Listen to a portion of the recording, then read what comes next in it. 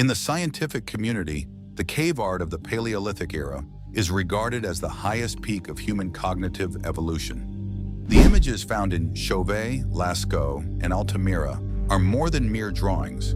They are visual documents demonstrating the increasing complexity of early human consciousness. The dynamics, anatomical precision, and compositional structure of these animals continue to astonish modern art historians. However, within this aesthetic world lies a mystery that haunts archaeologists: the rarity of the human figure and its frequent association with themes of violence. These works, created from ochre and charcoal on cave walls, do more than tell us how ancient people perceived their environment. They reveal their deepest fears. While the vast majority of Paleolithic art is dedicated to fauna, specific panels depict human figures impaled by spears, lying prone, or facing death. Today, we will explore the scientific interpretations of these ancient images, the social or ritualistic meanings hidden behind them, and the nature of violence in the Paleolithic world. To understand the genesis of visual art, science leads us to the southern coast of Africa, to Blombos Cave.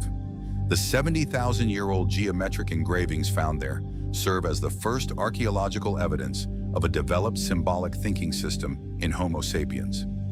From this period onward, the human brain began to perceive the environment not just as physical objects, but as images endowed with symbolic meaning.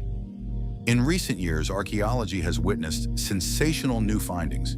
Pigments in Spanish caves like La Pasiega and Ardales have been dated to over 64,000 years old. During this period, Homo sapiens had not yet arrived in Europe, leading to the scientific hypothesis that these symbols were created by Neanderthals. If proven true, art is not the achievement of a single species, but a broader evolutionary stage of consciousness. Yet despite these advancements, one question remains: why did Paleolithic artists, capable of rendering mammoths and lions with breathtaking realism, systematically avoid depicting the human face or form? This remains a primary anthropological mystery under investigation. For a long time, the noble savage hypothesis dominated scientific anthropology. This theory promoted the idea that Paleolithic humans lived in perfect harmony with nature, free from war and brutality. However, the depiction of the wounded man in Pec Merle Cave, France, challenges this idyllic view. It shows a stylized figure with multiple spear-like objects embedded in its body. According to archaeological interpretations, this image could be a record of a factual event: intra-tribal punishment or early forms of armed conflict. A similar motif is found in Cognac Cave, a fleeing human figure pierced by spears. Scientists also consider these as symbolic deaths.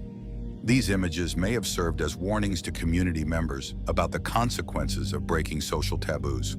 While population densities were low in the Paleolithic, evidence on these stone walls confirms that disputes over resources, territory, or social hierarchy could lead to lethal violence. Cave art is not merely an aesthetic object. It is a complex source that allows us to understand the social structures, beliefs, and emotional traumas of ancient humans. The scenes of violence and death we observe testify to the fact that the Paleolithic world was not only inhabited by animals, but also by complex psychological and social conflicts. This investigation is only the beginning of unraveling the mysteries of Paleolithic art. If you found these deep scientific aspects of history fascinating, please subscribe and leave a comment. Are the scenes of violence in cave art myth or actual history? Share your thoughts. Until next time.